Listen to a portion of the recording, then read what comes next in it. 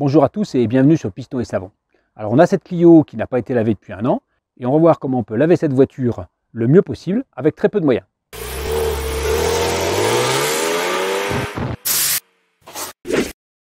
Donc si vous ne lavez pas votre voiture régulièrement, vous êtes au bon endroit. On va voir comment laver la voiture le mieux possible avec peu de moyens, puisque si vous lavez votre voiture très irrégulièrement, vous n'êtes pas suréquipé. Alors on va utiliser peu de produits et on va surtout utiliser les produits de la marque Shine, c'est une marque française. C'est une marque de produits pour professionnels et ce que vous ne faites pas souvent, il faut le compenser avec des produits d'un peu de qualité pour avoir un bon résultat sans trop se fatiguer. Donc c'est ça qu'on va voir aujourd'hui. On va utiliser très peu d'outillage spécialisé. On va essayer de faire très basique pour les gens qui ne lavent pas leur voiture régulièrement, mais qui quand même n'ont pas envie de la laisser pourrir. Alors qu'est-ce que ça donne une voiture qui n'a pas été lavée depuis longtemps? Ça donne une voiture effectivement très sale, hein. On voit sur le toit que la saleté ça s'accroche. Et puis, on voit ces problèmes-là, c'est-à-dire des feuilles qui viennent s'accumuler. On va être obligé d'ouvrir le capot pour ça. Et vous savez que si les feuilles s'accumulent, derrière, vous avez un risque, c'est de boucher les drains et de noyer votre moteur d'essuie-glace. Donc c'est assez classique comme problème, surtout sur la Clio. Bon, il y a pas mal de pètes et de coups qu'on ne pourra pas enlever, hein, bien sûr, hein, mais on va essayer de se retrouver avec une voiture le plus propre possible. Et on va essayer aussi de protéger la voiture pour qu'elle se salisse moins et que ça puisse durer le plus longtemps possible. C'est une voiture qui couche dehors, c'est une voiture qui est dans une grande métropole. Ce qui est important de regarder, c'est ici sur les joints. Quand vous commencez à avoir les joints qui sont verts, ce qui n'est pas vraiment le cas ici, c'est que là, il faut vous dépêcher de laver. Là, on voit, c'est vraiment très sale, mais c'est pas encore trop plein de mousse et de verre, parce qu'elle a été lavée il y a un an en profondeur, hein. Alors classiquement, qu'est-ce qu'on fait? On rince le véhicule avec un nettoyeur haute pression et puis on y fait un pré-lavage avec une lance à mousse. C'est ce que je fais sur mes véhicules parce que ça permet de bien décoller la saleté. On va présumer que vous n'avez pas de lance à mousse et donc on va faire autrement et on va faire tous les coins qui sont un peu particuliers, qui sont difficiles à laver et on va essayer de décoller un peu la saleté avant le lavage en prenant le shampoing. Donc on prend le shampoing carrosserie Shine et on va le mettre dilué dans un pulvérisateur et on va s'en servir comme un nettoyant un peu à tout faire et ce qui va nous permettre de venir décoller la saleté avant de faire le rinçage et le lavage. Donc je pulvérise le shampoing dilué dans un pulvérisateur et je viens juste agiter un petit peu avec un pinceau pour aider à la dilution des saletés les plus grosses. Hein, c'est un système de pré-lavage comme un autre, c'est pas trop cher et vous voyez ça fonctionne très bien. Donc bien sûr je vais faire ça sous les barres là parce que c'est vraiment très sale.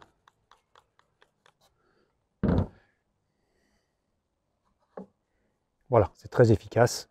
Bon là j'ai un très bon shampoing, il faut dire, sur le plan dégraissant. C'est pas un shampoing qui sent bon, c'est pas un shampoing sophistiqué, mais c'est un très bon shampoing pour vraiment faire ce genre de nettoyage.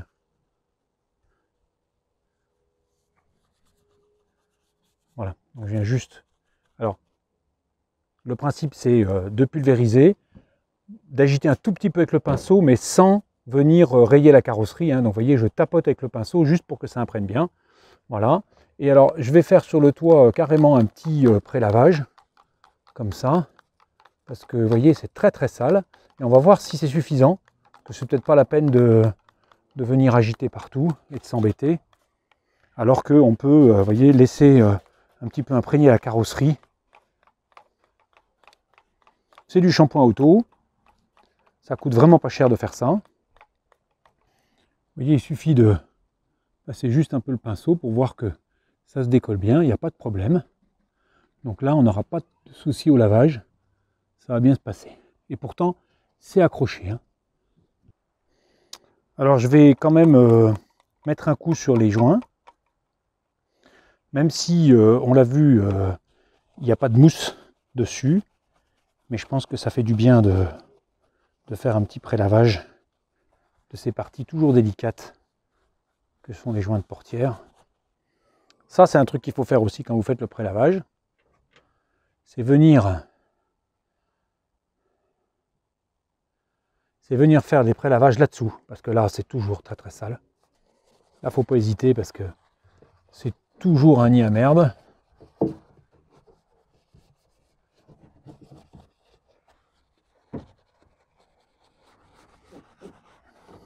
Regardez-moi ça. Faudrait presque démonter, là, tellement c'est sale. Voilà, donc maintenant on va rincer. Donc si vous n'avez pas de nettoyeur de pression, bah, vous rincez avec un tuyau. Moi je vais mettre un coup de nettoyeur de pression, c'est quand même plus rapide. Je rince tout de suite parce qu'il ne faut pas que ça sèche, même s'il ne fait pas chaud. Il ne faut pas que ça sèche sur la carrosserie, sinon ça va être dégueulasse.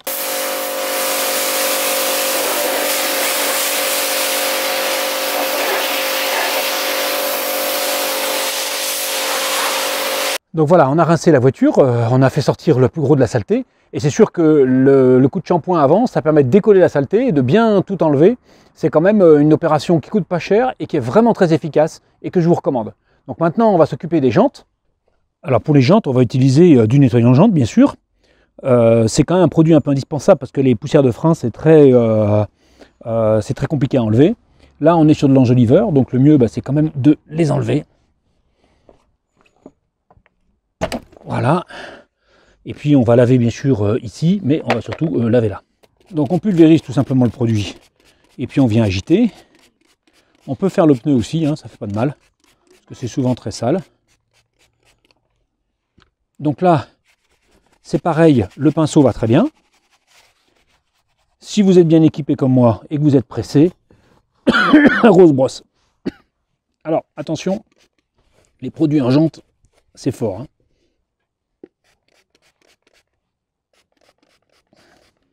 Et celui-là, il sent fort. Hein. Un produit agressif là. Voilà, bah les jantes, elles en ont vraiment besoin. Et encore là, on a vu l'arrière. L'avant, ça va être pire. Là. Alors vous voyez, l'avant, c'est vraiment très sale. C'est normal parce qu'on freine beaucoup plus de l'avant que de l'arrière.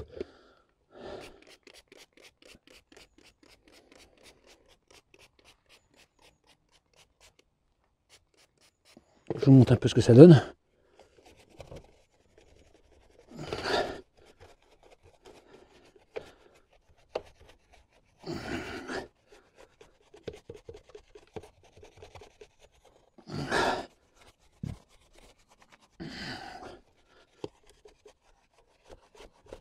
Vous voyez qu'il y a du taf.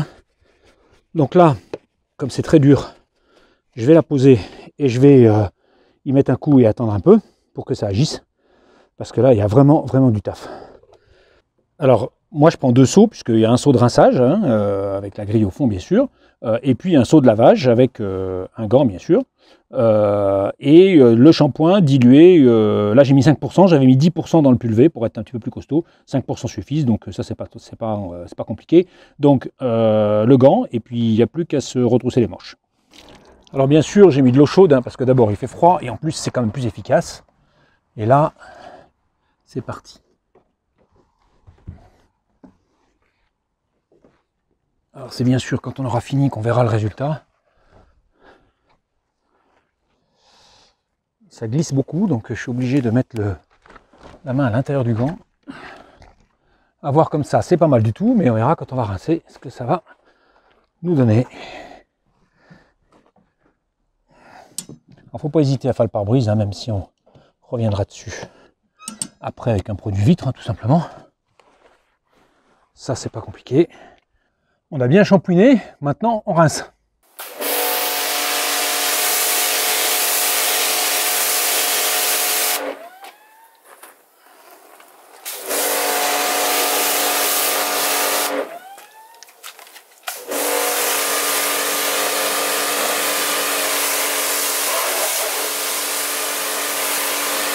J'ai vraiment rincé à fond le véhicule et là je vais le sécher. Alors moi j'utilise une microfibre gaufrée qui est faite pour les automobiles. Si vous n'en avez pas, vous pouvez utiliser des microfibres du commerce, hein, juste pas cher. Ce sera juste plus long. Ce sera plus long et il vous en faudra plusieurs. Voilà, c'est tout. Je l'ai déjà fait au début, je n'avais pas de microfibre dédiée. Et puis je me suis assez vite équipé parce que c'était quand même très pratique. Voilà, ben, la carrosserie est déjà très lisse. Là, il y a du propre. Là, c'est sûr, le shampoing il est bon. Et c'est la bonne méthode pour, sans trop s'embêter, laver sa voiture quand on le fait très rarement. Et moi, je vous conseille quand même une fois par an de le faire, parce que sinon, bah, elle va pourrir, tout simplement. Et comme, malgré tout, c'est une fortune, et ben on essaie de ne pas le faire pourrir.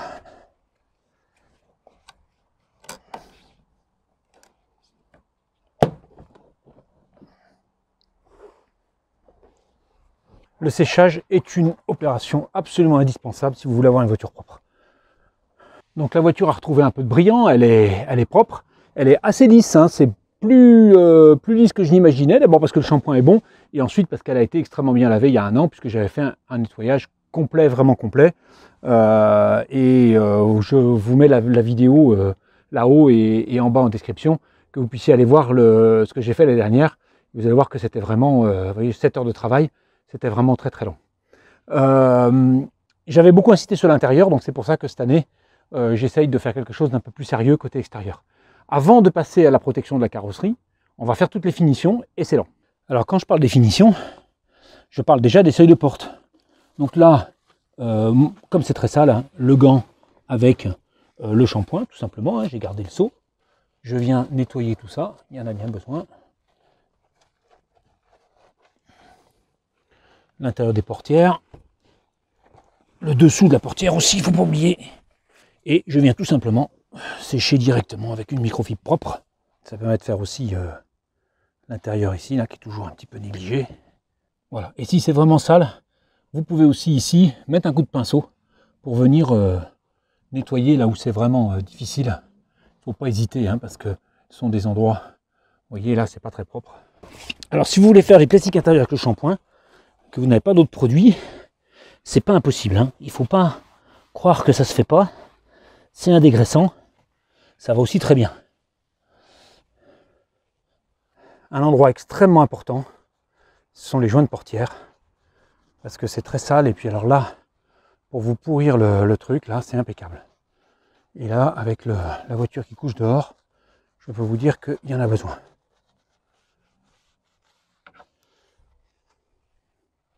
Vous voyez, même là-dessous, c'est très sale. On ne le voit pas bien, mais c'est vraiment sale. Là, on est sur de l'important, hein, parce que là, après, vous avez des joints qui deviennent tout durs, vous avez des portières qui ne ferment plus, de la saleté qui rentre à l'intérieur, de l'eau qui rentre à l'intérieur, vous pourrissez votre voiture. Alors vous voyez, là, on n'est toujours pas propre. On voit la saleté, je vais vous la montrer en prenant. Voilà. Vous voyez, c'est ça qu'il faut enlever. Ça, c'est vraiment important, parce que c'est ça qui finit par pourrir la voiture. Vous voyez, à l'intérieur du joint, là, ça, c'est important.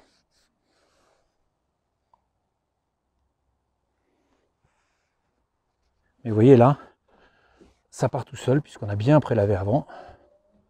Un petit coup de microfibre. Et l'affaire est réglée à peu près, hein, on va dire, parce que là, on est d'accord que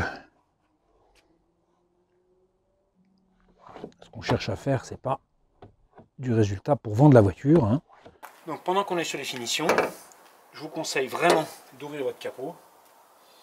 Je ne vais pas forcément vous dire de nettoyer le moteur, même s'il en a bien besoin. On fera ça dans une autre vidéo, parce que j'ai essayé le produit nettoyant moteur Shine. Il est absolument excellent, tellement excellent que je l'ai utilisé pour autre chose et que je ne l'ai pas ramené. Mais vous voyez, c'est ça. Ça, c'est indispensable de l'enlever. Ça, c'est vraiment important, parce que ça va se pourrir et ça va venir boucher les drains qui évacuent l'eau. Et là, bonjour, sur cette voiture, le moteur d'essuie-glace a déjà été changé pour ça. Donc moi, je vous conseille vraiment de nettoyer ça à fond, même si c'est crade.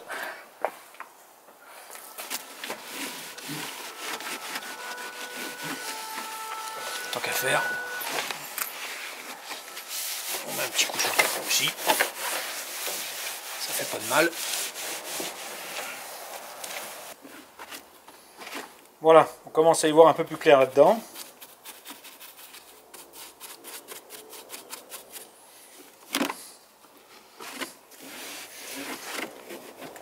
On va aller faire l'autre côté, mais là c'est propre.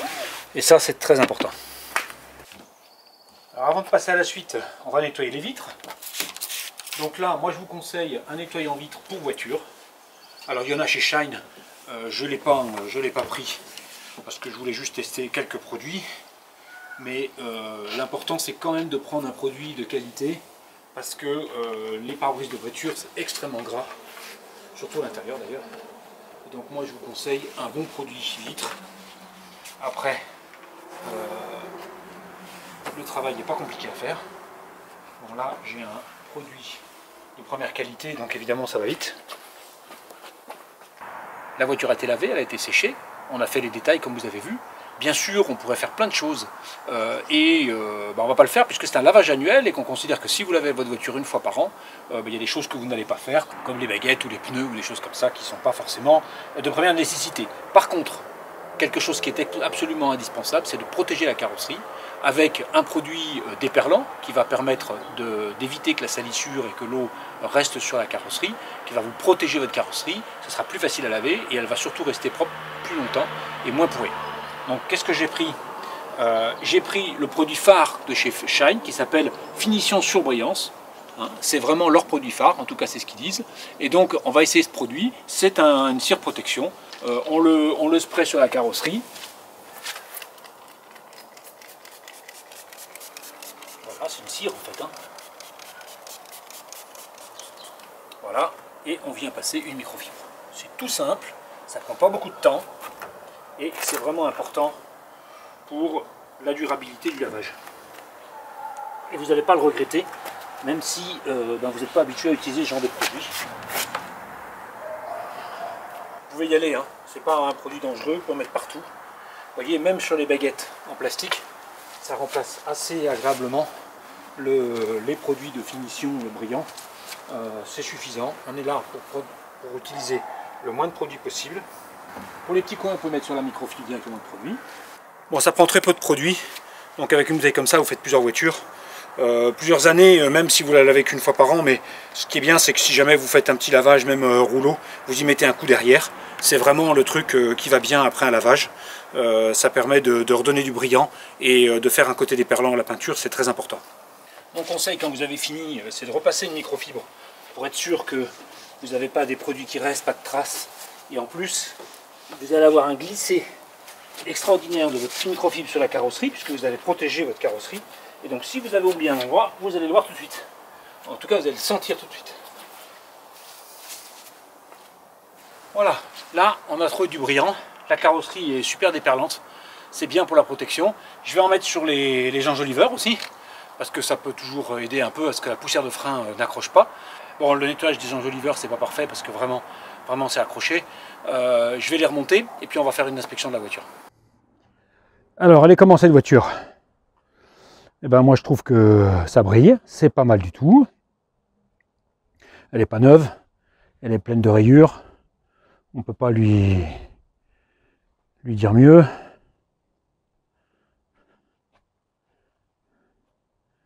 Mais vous voyez, c'est propre.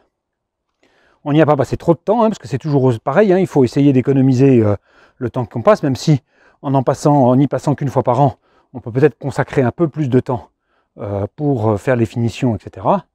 Mais vous voyez, bon, moi je suis assez content. Hop. Moi je suis assez content du résultat. Les produits Shine, bah, c'est du très bon. Le shampoing dont je me suis servi pour faire un nettoyant à tout faire, comme pré-lavage, etc. Parfait. Il ne faut pas le surdoser. Hein, 10% dans le pré-lavage là en PUV et 5% max dans le seau, ça suffit. Le seul problème, c'est les pulvées sont pas terribles. Là, je trouve que les gâchettes là sont un petit peu. On n'a pas une très bonne prise en main du bidon.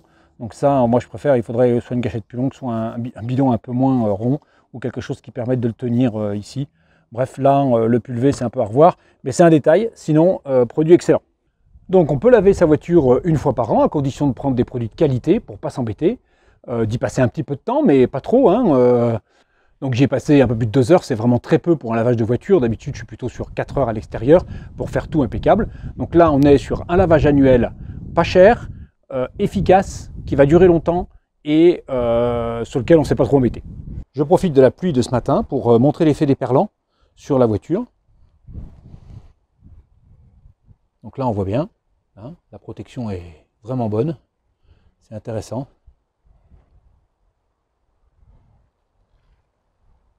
Voilà, le toit impeccable. Donc je vous remercie d'avoir suivi cet épisode de Piston et Savon et je vous dis à bientôt pour une nouvelle vidéo.